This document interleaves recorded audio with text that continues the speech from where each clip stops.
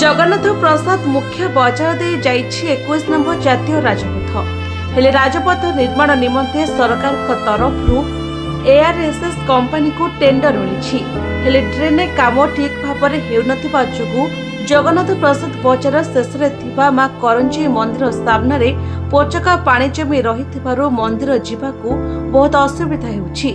हेले ARSS company कर्तृपक्ष किंबा पूर्व विभाग सरकारी बाबू को नजर पड़ूना।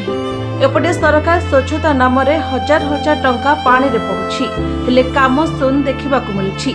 मंदिर सामने पानी पची लंगुड़िया पोक हुई मां को मंदिर बाहर आरंभ करी मंदिर भितरे मां को निकट में पहुंची सारे जहां देखि भक्तों मन में दुख प्रकाश करुछंती।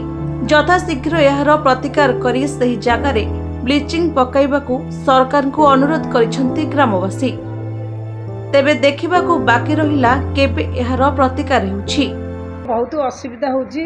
पानी जमा हलानी 4 दिन हैला हम भोग लगे पारनु लोक भी आसी पारना किसी पूजा करियाउ एठी किंड कोन करा जिवो आपण मनकर सहज दरकार। हमको पानी तो सबुआडे घर करदेले सेपटे करदेले एपटे पानी आसुला आउ सेपटे तो बंद करदेले बंद करदार घर द्वार हैला अधा है छाड़ देछंदी।